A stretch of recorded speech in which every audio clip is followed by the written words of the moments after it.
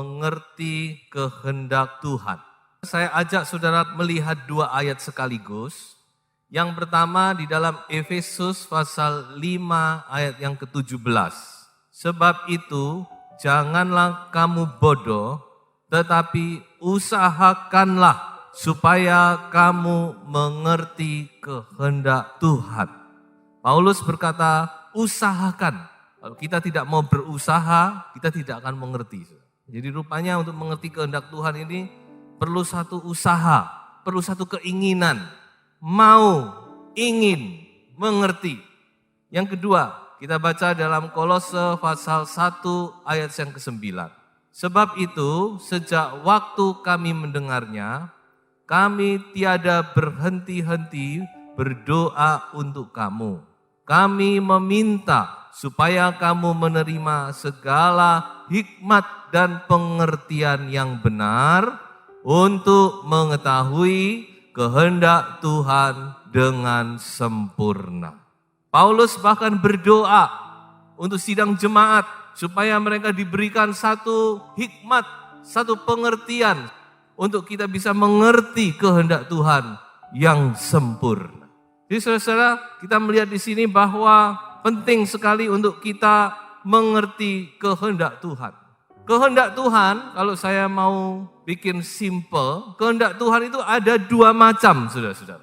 Yang pertama adalah kehendak Tuhan yang sempurna, yang perfect, yang absolut, yang sempurna. Tuhan punya kehendak. Dalam setiap kehidupan kita Tuhan punya kehendak, kehendak yang sempurna. Tapi ada kehendak Tuhan yang kedua, adalah kehendak Tuhan yang diizinkan atau lebih gamblang lagi yaitu kehendak Tuhan yang dipaksakan. Jadi saudara-saudara kita harus tahu hari ini. Seringkali oh ya mungkin ini kehendak Tuhan. Kehendak Tuhan itu tidak semua kehendak Tuhan. Ada kehendak Tuhan yang memang kehendak Tuhan. Yang memang perfect, sempurna, pasti baik. Tapi ada kehendak Tuhan yang dipaksakan saudara. Permisif, diizinkan oleh Tuhan. Yang paling gampang dalam kasus perceraian. Dalam Matius 19. Orang bertanya kepada Yesus, Tuhan, kenapa kok di dalam kitab Musa diizinkan orang bercerai? Tuhan Yesus berkata apa? Pada mulanya tidak demikian. Tapi Allah izinkan itu karena kekerasan hatimu. Karena kekerasan hati manusia. Tapi itu adalah kehendak Tuhan yang diizinkan. Atau lebih tepatnya dipaksakan. Nah ini yang harus kita mengerti. Jadi kita sekarang diajak untuk lebih dewasa lagi. Ya, firman Tuhan ini sepertinya mengajak kita untuk lebih mengerti lagi hati Tuhan. Nah sekarang saya mau ajak saudara-saudara melihat 3 kasus menjadi cermin bagi kita. Bagaimana itu kehendak Tuhan yang diizinkan, yang dipaksakan. Kehendak Tuhan tapi dipaksakan. Yang pertama saya ajak saudara untuk melihat satu kasus yaitu kasus Bileam. Kasus Bileam, kalau saudara mau membaca itu yaitu di dalam Bilangan pasal 20 sampai pasal 24. Ini adalah salah satu kasus yang unik di dalam Alkitab.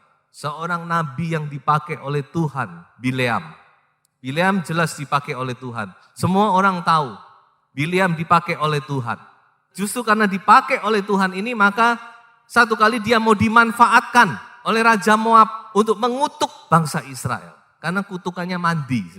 Kalau dia memberkati, orang diberkati. Kalau dia mengutuk, orang dikutuk. Orang semua tahu. Maka dia didatangi oleh utusan Raja Moab. Dan Bileam memang dia seorang nabi.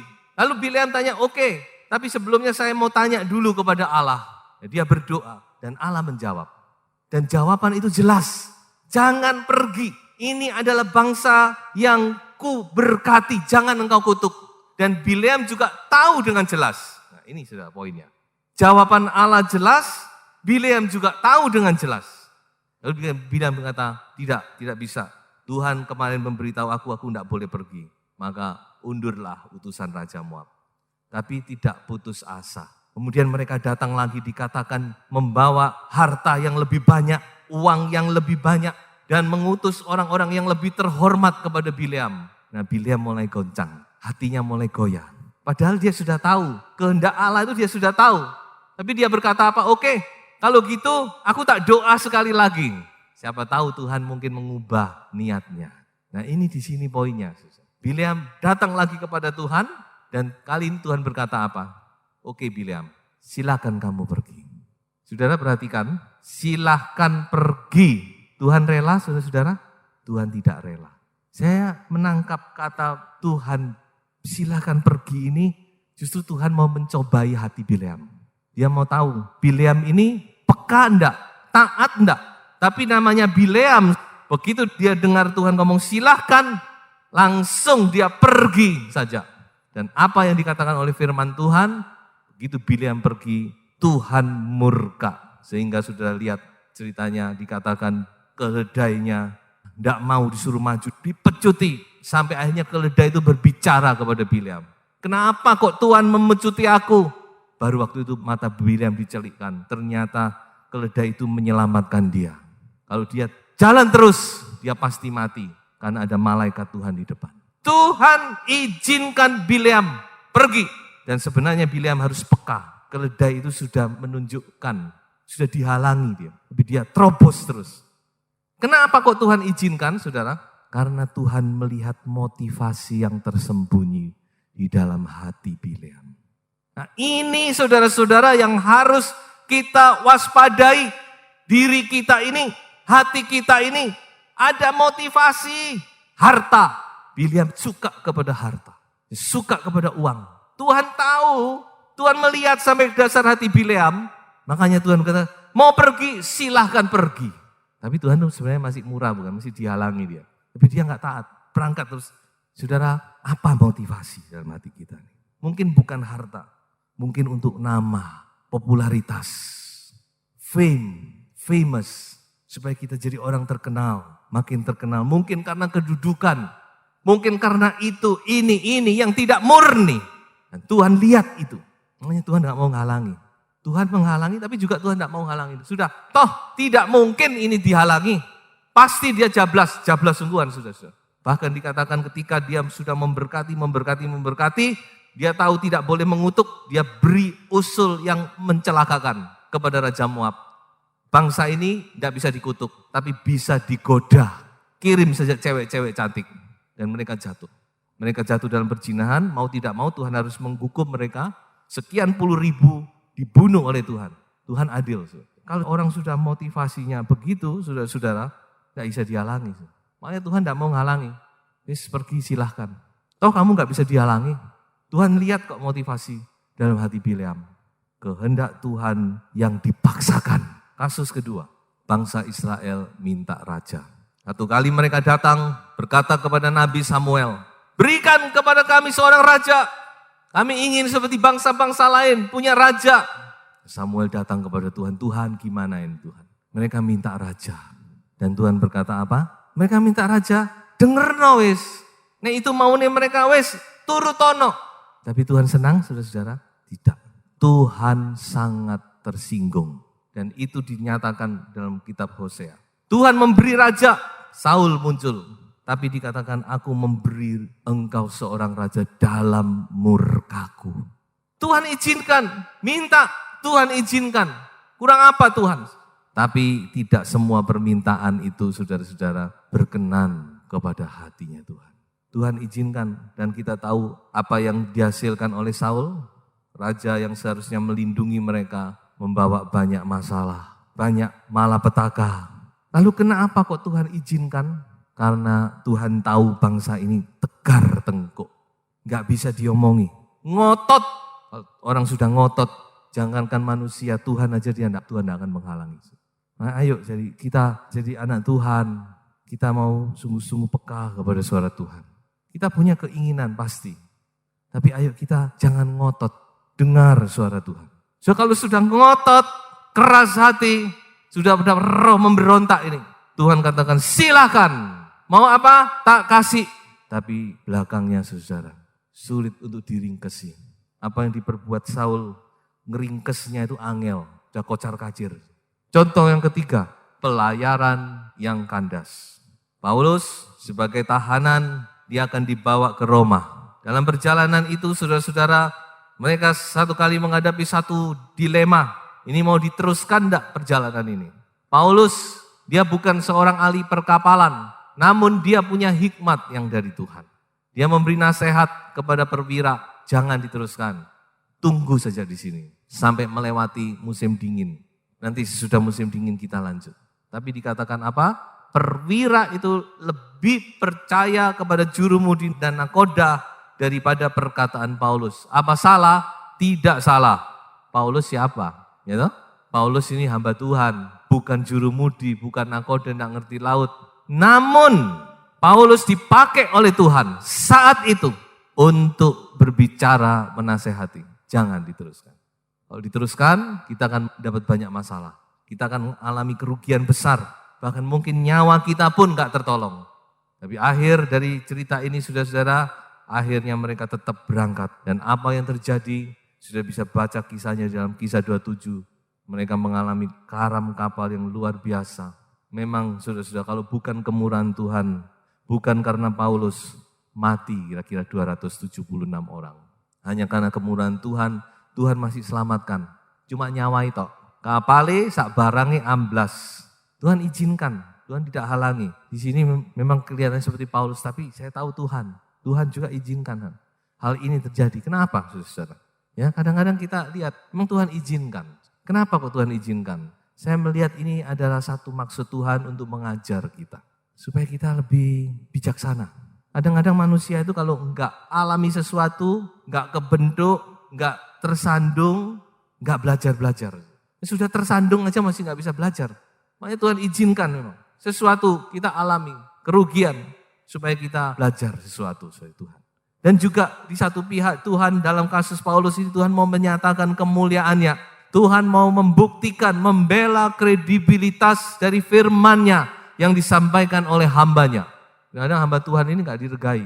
Oh, kamu ngerti apa? Tapi ingat, ya tidak semua. Tapi hamba Tuhan karena dipakai oleh Tuhan.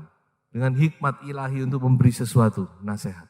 Jadi di sini kita melihat ada hal-hal yang memang Tuhan izinkan terjadi dalam pelayaran tadi, saudara-saudara, adalah untuk menyatakan kemuliaannya. Untuk membela firman-Nya.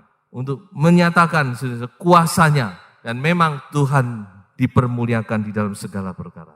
Jadi di sini kita sudah melihat 3 contoh daripada kehendak Tuhan yang diizinkan oleh Tuhan. Lalu sekarang kita akan melihat bagaimana sekarang kita bisa mengerti kehendak Tuhan. Jadi kehendak Tuhan itu ada yang sempurna. Namun ada kehendak Tuhan yang karena kita paksa. Karena kita tegar tengkuk. Karena kita nggak bisa diberitahu. Karena kita ngotot. Karena kita tidak peka. Karena kita punya motivasi. Karena kita tidak menghiraukan firman. Sudah dinasihati masih jalan terus. Dan sebagainya, dan sebagainya. Tuhan izinkan. Namun itu bukan yang sempurna. Dan seringkali kita mengalami banyak masalah, kerugian, dan sebagainya. So itu kita mau belajar saat ini beberapa patokan, beberapa pedoman untuk kita bisa mengerti kehendak Tuhan. Yang pertama, tentu kita harus berdoa. Bertanya kepada Tuhan, mohon pimpinan Tuhan. Sudah bisa baca Mazmur 25. Kesimpulan saya ketika saya membaca Mazmur 25, ternyata Tuhan itu adalah Tuhan yang mau menyatakan isi hatinya kepada anak-anaknya. Cuma seringkali kita nggak mau tanya, nggak mau sabar aja. Padahal Tuhan itu mau menunjukkan jalannya. So itu Mazmur berkata, aku bertanya kepada Tuhan, beritahukan Tuhan jalan-jalanmu kepadaku. Tunjukkan jalan-jalanmu. Berdoa, saudara-saudara. Langkah awal untuk kita mengerti kehendak Tuhan, kita berdoa, kita mohon pimpinan Tuhan. Kita mohon Tuhan, nyatakan jalanmu. Tuhan, beritahukan. Tuhan, aku butuh, aku perlu Tuhan. Beritahukan kepada kami jalan yang harus kami tempuh. Langkah yang kedua, saudara-saudara, firman Tuhan sebagai patokan kita. Firman Tuhan ini tidak pernah salah. Pemazmur berkata bahwa firman Tuhan itu tepat dan murni. Tuhan tidak akan melakukan sesuatu bertentangan dengan firman-Nya. Namun saudara-saudara, dalam hal ini saya juga mau ingatkan, kita harus mengerti firman Tuhan itu harus seimbang. Jangan sampai kita berat sebelah, cuma mengambil satu ayat toh. Kita harus memperhatikan secara keseluruhan. Nah ini yang mungkin saudara harus mengerti firman ya. Banyak orang bisa mengutip firman, tapi dia tidak tahu keseimbangan firman. Harus balance. Kebenaran firman Tuhan itu balance, saudara-saudara. Firman Tuhan itu tidak berat sebelah. Oh enggak, saya begini, saya tahu enggak Tuhan begini-begini. Loh, coba dilihat sisi yang lain, balance. Ya, jadi firman Tuhan itu patokan yang tidak akan salah, saudara. Ayo kita kembali lagi kita melihat apa firman Tuhan, apa yang dikatakan oleh firman Tuhan. Tuhan tidak akan melakukan sesuatu melawan firman-Nya sendiri.